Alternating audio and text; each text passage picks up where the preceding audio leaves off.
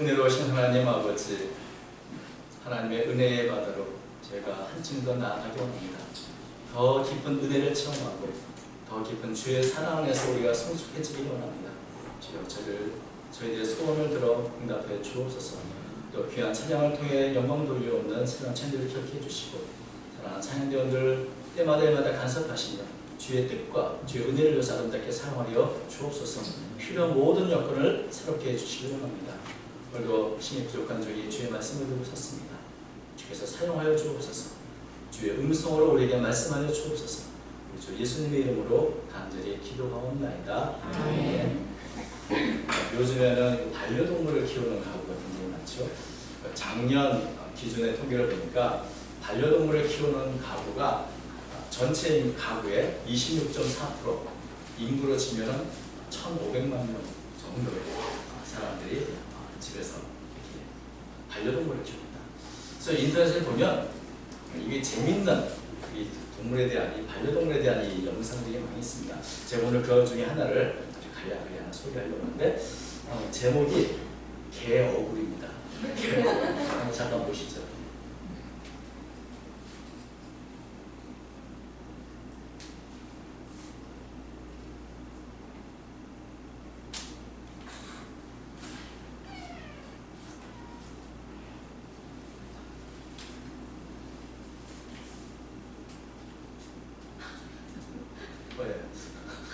한 번 더 볼까요?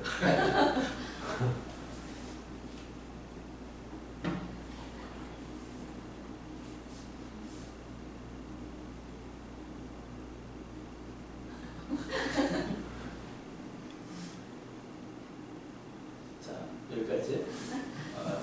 저 강아지가 참 억울하죠. 근데 더 억울한 건 이 억울함을 말할 수 없다는 겁니다. 눈짓으로 이제 주인에게 원망의 눈짓을 다 보내는 모습을 보는데 참 말할 수 없는 서러움이 좀 크죠. 근데 이런 오늘 개 억울한 강아지와는 달리 오늘 본문에는 자기의 억울함을 그래도 시원하게 호소할 수 있었던 한 동물 이야기가 나옵니다. 바로 발람의 나귀 이야기이죠. 발람은 하나님의 이름으로 예언했지만 선지자라기보다는 복술가입니다. 점술가. 복체를 받고 영험한 어떤 능력을 바라는 그런 사람이라고 볼 수 있습니다. 왜냐하면 성경에서도 분명하게 이 발람을 점술가라고 소개를 하거든요. 여호수아 13장 22절에 보면 이렇게 되어 있습니다.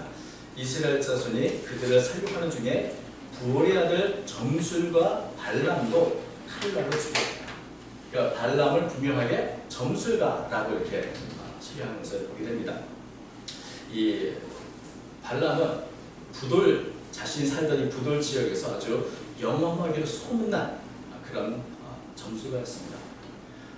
그때 그 당시에 이스라엘 백성들은 이제 출애굽을 하고 이제 아모리 지역 또 바산 지역 이렇게 파죽지사로 이렇게 점령해 나가고 있는데 이제 모압 땅에 다다랐을 때 이 모압의 왕인 이 발락은 굉장히 걱정스럽고 두려워했습니다. 어떻게 하면 저 이스라엘을 막아설 수 있을까? 하나님의 도움을 받는 이스라엘과 싸울 승산이 없다. 만약에 우리가 이스라엘을 맞설 수 있는 방법이 하나 있다면 이스라엘 하여금 저주를 받게 하면 되지 않겠나. 그렇다면 하나님의 도움을 받지 못하면 그래도 우리가 싸워 승산이 있지 않겠냐 이렇게 생각을 했습니다. 그래서 생각한 사람이 바로 발람을 데리고 와서 이스라엘을 하여금 저주하게 해야겠다. 이 6절 보면 이렇게 말합니다. 오늘 읽지 않았으나 22장 6절 보면 발람이 이렇게 말하죠. 그대가 복을 비는 자는 복을 받고 저주하는 자는 저주를 받을 줄을 내가 아닙니다. 그러니까 발락은 이 영험한 발람은 저주하면 저주를 받고 또 축복은 축복을 받는데 이스라엘을 저주한다면 그 이스라엘과 우리는 싸워 이길 수 있을 거다 이렇게 생각을 한 것입니다. 그래서 멀리 있는 발람을 모셔오기 위해서 아주 많은 복체를 준비하고 모압과 미디안의 장로들을 이렇게 발람이 있는 곳으로 보냈습니다. 근데 발람이 살고 있던 이 부두리라는 지역은 모압 지역에서 멀리 떨어진 어느 떨어져 있냐면 이 한 650km가 떨어져 있는 유브라데 강 유역에 있는 그런 곳입니다. 그러니까 얼마나 다급해서 그렇게 멀리까지 이 발람을 모셔오려고 간 것이죠. 이 멀리서 이제 찾아온 이 발락의 손님들을 맞이하면서 발람은 말합니다. 내가 먼저 하나님께 기도해보고 하나님께서 가라앉는 데가 있다. 이렇게 이제 하룻밤을 기도할 것을 요청하죠. 그래서 밤새 기도했는데 하나님의 응답은 아주 분명했습니다. 하나님께서는 이스라엘은 축복받은 자들이니 모압에서 온 저들과 함께 가지도 말고 이스라엘 저주하지도 말라. 아주 분명한 하나님의 응답이 내려왔습니다. 그래서 이 분명한 하나님의 응답에 대해서 발람은 이 발락에 보낸 사신들에게 전해주었습니다. 그들은 이 먼 길을 다시 돌아가서 발락에게 이 발람의 이 이야기를 다시 전해줬죠. 거절하라. 그랬더니 모압 발락은 다시 돈으로 사지 못한 사람이 없어. 누구든지 값을 지어가면 살 수 있는 것이 생각하고 더 좋은 조건으로 발람을 모시기 위해서 사람들을 보냈습니다. 그러니까 16절과 17절 이렇게 말합니다. 십보리 아들 발락의 말씀에 청하건대 아무것도 거룩하지 말고 내게 보라. 내가 그들을 높여 크게 존귀하게 하고 그들아 내게 말하는 것을 무엇인지 시행하리니 청하건대 와서 나를 위하여 입에서 저주하라 하시더니라. 발락은 더 많은 조건, 더 좋은 조건을 이렇게 내걸고 더 많은 재물을 받습니다. 이 발람은 나를 돈으로 사용하는 건가? 나를 모욕할 셈인가? 하고 꾸짖기에는 발락의 조건이 너무 좋은 겁니다. 발락의 생각은 적중했습니다. 발람은 돈으로 살 수 있는 사람이었습니다. 그래서 발람은 이 좋은 조건을 듣고 내가 다시 한번 하나님께 한번 기도해보겠어 이렇게 얘기하는 것이죠. 이렇게 말하면 19절 보니까 하나님께서 무슨 말씀을 더 하실는지 알아보리라. 하나님께서는 이미 발람에게 그들은 축복받은 자들이니 그들과 가지도 말고 그를 저주하지도 말라고 이렇게 분명하게 말씀을 하셨는데 이런 응답이 있음에도 불구하고 무언가 하나님 더 말씀하실 게 있는가 한번 내가 알아보겠다라고 하는 것은 발람은 이미 가고 싶은 거죠. 이런 마음으로 기도하면 언제까지 기도할까요? 하나님이 다른 말 하실 때까지 허락하실 때까지 한번 기도했을 겁니다. 그러니 하나님께서는 이러한 발람의 마음, 의도, 동기를 알고 네가 그대와 함께 가지만 20절 이렇게 말합니다. 그 사람들이 너를 부러워하거든 일어나 함께 가라. 그러나 내가 네게 이르는 말만 주니라. 그러니까 어쩔 수 없이 가라고 말씀하시지만 하나님의 속마음은 어떤 걸 원하십니까? 하나님의 말씀대로 발락의 그 제안을 거부하기를 원하시는 거죠. 하나님의 말씀은 돈으로 살 수 없다. 하나님의 응답은 변하지 않는다. 하나님은 그렇게 변덕스러운 분이 아니다. 하나님께서 진정으로 발람에게 원했던 것은 그들의 제안을 다 거절한 것이었습니다. 그런데 발람은 하나님 무슨 말씀 더 하실까? 자꾸 이러면서 기도하니 하나님께서는 가라고 말씀하셨지만 하나님은 결코 발람이 가기를 원하지 않았습니다. 왜냐하면 그리고 나서 하나님은 바로 발람이 기분 좋게 나귀를 타고 이제 사람들과 함께 모압으로 갈 때 진노하셨다고 말씀합니다. 가는 것을 때문에 하나님은 진노하셨다.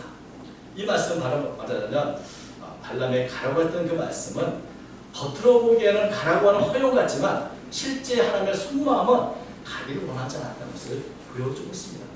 우리 어린아이와 이렇게 서로 싸울 때가 있는데 그때 어린아이에게 그래 한번 해봐 라고 하는 것은 하라는 말이니까 하지 말라는 겁니다. 하지 말라는 것을 더 강력하게 말한 것이죠. 근데 미성숙한 어린아이는 하라고 했으니까 한다 라고 또 끝까지 하는 고집스러운 아이들이 있습니다. 그래서 요즘에는 써서는 안 될 말이지만 매를 걸지요. 그래서 발람은 겉으로는 하나님이 주신 응답을 순종하는 것 같지만 그의 속마음은 하나님의 뜻을 이루고 순종하는 것에 있는 것이 아니라 자신이 받을 욕심, 자신이 받을 어떤 대가, 그 욕심을 따라서 행동하는 것입니다. 그래서 발람이 보여주는 순종의 모습과는 달리 숨겨진 그의 동기, 의도를 하신 하나님은 이렇게 나귀를 타고 길을 떠나는 발람에 대해서 진노하신 것입니다. 발람을 태운 나귀는 길을 가는데 앞에 발람을 죽이려고 칼을 들고 서 있는 하나님의 사자를 보았습니다. 23절 나귀가 여호와의 사자가 칼을 들어 손에 들고 길에 선 것을 보고 길에서 벗어나 밖으로 들어갑니다. 하나님의 사자가 칼을 들고 죽여온 그 모습을 놀라서 이 나귀는 자신의 주인을 지키겠다고 길을 벗어나서 밭으로 길이라는 곳을 가기 시작한 것이죠. 그런데 이 발람은 자기를 살리려고 하는 것도 모르고 길에서 벗어났다고 제대로 길을 가라고 나귀의 채찍질을 막 합니다. 참 나귀 입장에서 억울한 노릇이죠. 근데 이번에는 하나님의 사자가 포도원 사이에 이 좁은 길에 섰습니다. 그러니까 25절 나귀가 여호와의 사자를 보고 몸을 담에 대고 발람의 길을 그 다음에 치는데 발람이 다시 채찍질하니 길이 좁으니까 그 여호와의 사자의 칼을 피하기 위해서는 어쩔 수 없이 담에 바짝 붙어서 갈 수밖에 없는데 그러다 보니까 발람의 발이 이 담에 짓누르게 된 것입니다. 이 발람은 더 화가 났죠. 그래서 이 나이가 왜 그런가 다시 채찍질을 또 합니다. 발람은 이 나이가 자기를 살리려고 그렇게 한다는 것을 전혀 알지 못하고 또 채찍질을 하는 것입니다. 근데 이번에는 하나님의 사자가 아예 피할 길이 없는 아주 좁은 길에 섰습니다. 27절 나이가 여호와의 사자를 보고 발람 밑에 엎드리니 발람이 노하여 자기 지팡이로 나귀를 때리니라. 이제는 도무지 피할 수 없으니까 피할 수 있는 유일한 방법은 더 이상 가지 않는 것이죠. 더 가면 하나님의 사자의 칼에 맞아 발람이 죽을 수 있다. 그래서 이 발람의 나귀는 가지 않고 엎드렸습니다. 그랬더니 이제는 발람이 채찍이 아니라 지팡이를 들어가지고 때리죠. 나중에 보니까 발람이 이렇게 말해 내가 칼이 있었다면 당장 죽였을 거다. 이렇게 이제 아주 분노한 모습을 보여주고 있는 것이죠. 이거 보면 우리가 이 나귀는 3번이나 하나님의 사자를 보고 또 보았습니다. 그래서 어떻게든 주인을 지키겠다고 살리기 위해서 피하고 또 피하고 더 이상 피할 수 없을 때는 앞에 나가지 않고 머물렀습니다. 그런데 3번이나 나귀가 봤던 하나님의 사자를 발람은 한 번도 볼 수가 없었습니다. 그저 보이는 것은 나귀가 움찔움찔거리고 길을 벗어나고 이런 모습만 본 것이죠. 영험하기로 소문난 이 발람, 나귀가 볼 수 있는 하나님의 사자를 보지 못한다. 왜 그럴까요?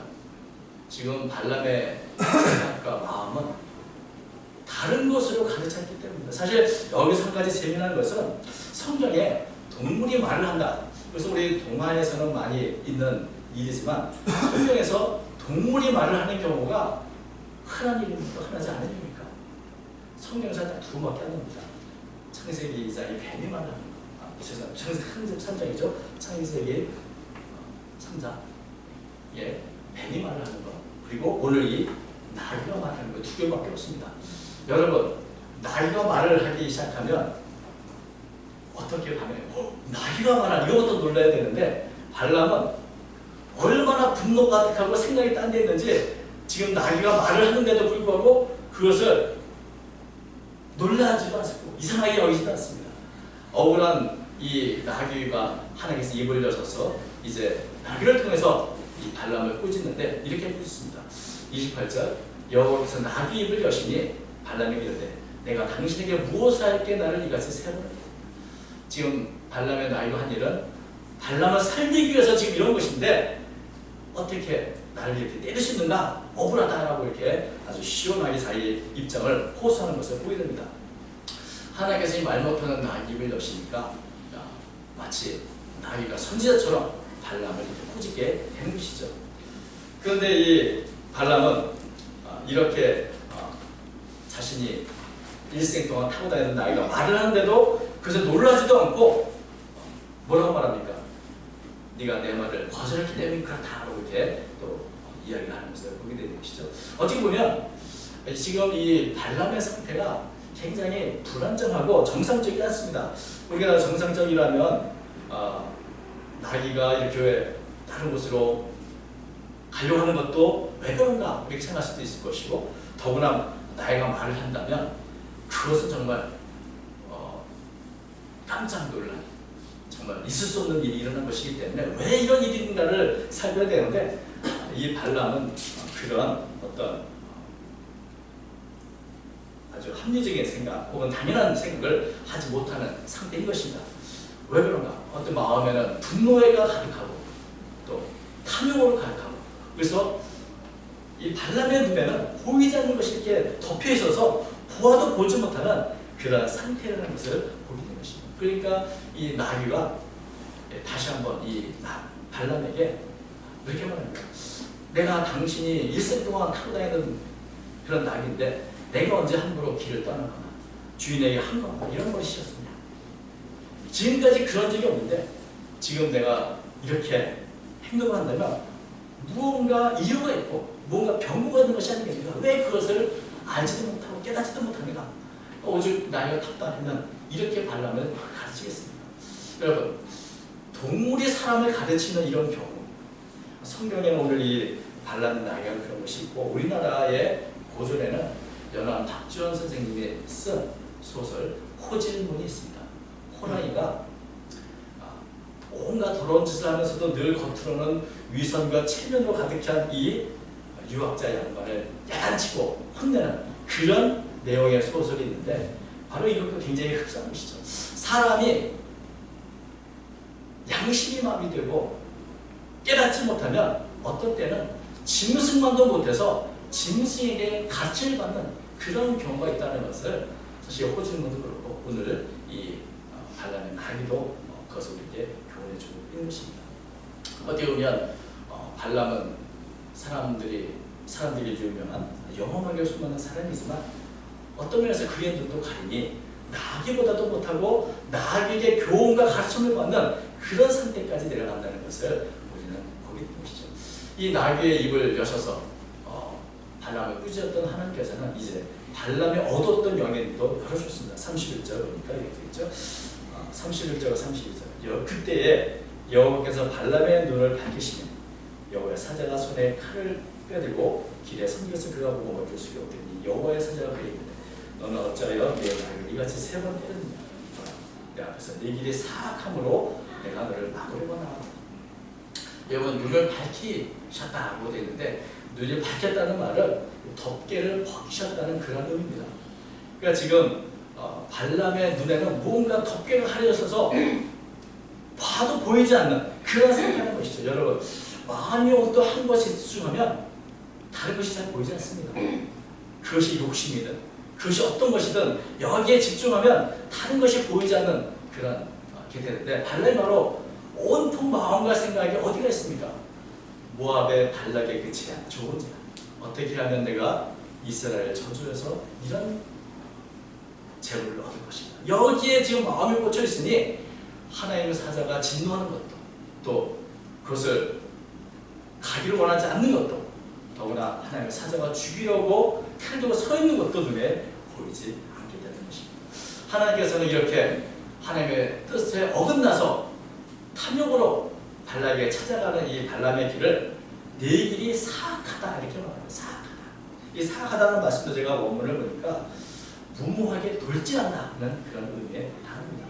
지금 가만히 생각해보면 이것은 안 되는 일이라는 것을 알 수 있는데 그렇게 하지 않고 안 되는 것을 우격다짐으로 자기들 돌진해서 막 가는 그런 상태가 바로 이 사악한 상태라는 것이죠. 발람의 길을 사악하다고 오늘 민수기에서 표현했는데 이런 발람의 길에 대해서 베드로후서에서는 미친 행동이다 이렇게 또 표현합니다. 베드로후서 2장 16절 자기의 불법으로 말미암아 책망을 받되 말하지 못하는 나귀가 사람의 소리로 말하여 이 선지자의 미친 행동을 저지하였습니다. 지금 발람의 모압이 발락 왕이 제안한 그 얘기를 듣고 찾아가는 이 모습을 하나님께서는 무모하게 하나님의 뜻에 어긋나서 지금 돌진 나간다 이렇게 표현하고 또 한편으로는 이것은 미친 행동입니다. 여러분, 우리가 이 죄나 욕심에 미혹되면 내가 가장 좋은 것을 얻을 것이라고 이렇게 착각합니다. 죄는, 사탄은 가장 좋은 것을 약속하면서 우리를 유혹합니다. 그러나 실제로 가져다 주는 것은 가장 나쁜 것들이죠. 그런 면에서 하나님의 뜻에 어긋나서 자꾸만 불법으로 무모하게 돌진 나가는 그 발람의 길이 곧 미친 행동이고 사악한 길이고 우리가 흔히 말하는 발람의 길, 멸망의 길이 되는 것입니다. 하나님께서 가지 말라고 하는 이런 발락이 제안한 이 좋은 조건을 마다하라고 거부하라고 말하는 이런 하나님의 뜻은 겉으로 보기에는 좋은 조건을 포기하고 또 손해가 나는 일로 인도하는 것처럼 보입니다만 그러나 실제로는 발람에게는 가장 좋은 일이었습니다. 왜냐하면 이 나귀를 통해서 교훈을 받은 이 발람이 처음에는 하나님의 뜻대로 또 이스라엘 저주하기보다 축복하고 하나님 뜻대로 나가지만 나중에는 결국 그 욕심을 끝까지 버리지 못해가지고 하나님께서 어긋난 길로 가서 아주 비참한 최후를 맞게 되는 것이죠. 이스라엘 백성들에게 칼로 죽임을 당하는 일을 당하게 되는 것입니다. 근데 이런 이 발람의 모습을 나귀보다도 못한 사람이구나, 이 발람을 우리가 참 보면서 발람 모습이 여길지 모르지만 때때로 우리 자신이 이런 상태는 아닌가 하는 것을 우리는 한번 돌아봐야 합니다. 나귀의 행동이 잘못됐다 책짓질하면서 나귀가 왜 이런 행동을 하는가, 그것을 깨닫지 못하는, 하나님의 길을 어긋나게 우족다짐으로 나가면서도 그것이 사악행위인지 혹은 불법인지 혹은 그것이 하나님께서 원하지 않는 멸망의 길인지를 알지 못하는 그런 삶을 살 때가 많이 있는 것입니다. 우리는 겉으로는 왜 환경이 이런가, 환경을 탓하고 다른 사람을 탓하지만 그 배후에서 나를 인도하시는 하나님의 손길을 보지 못할 때가 많이 있는 것입니다. 그런 면에서 하나님께서는 발람에게 그의 나귀를 선지자처럼 사용해서 하나님의 뜻을 깨닫게 하신 것처럼 때때로 하나님께서 우리의 주변의 사건들, 우리 주변의 사물과 사람을 통해서 우리를 깨우쳐 주기로 하는데, 문제는 그것을 우리가 알아먹지 못한다는 것에 있다는 것이죠.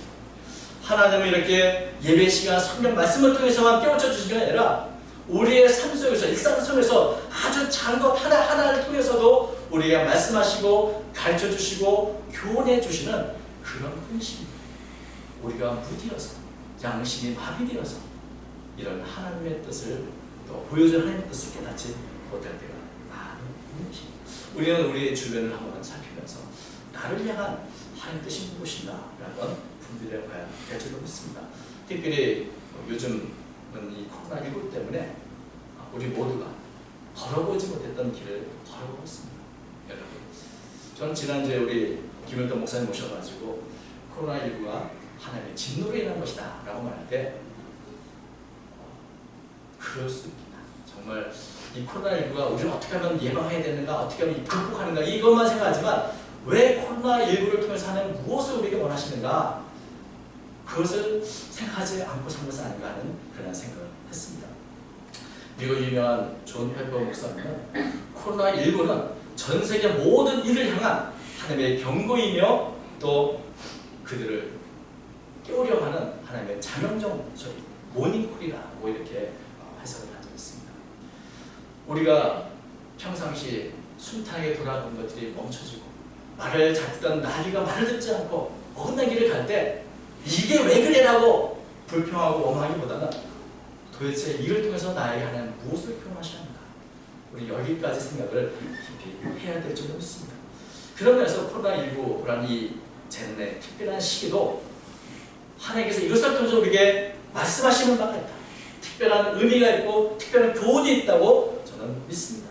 여러분, 코로나19로 인해서 우리의 삶뿐 아니라 온 세계 모든 사람들이 고통을 받고 어려움 가운데 있습니다.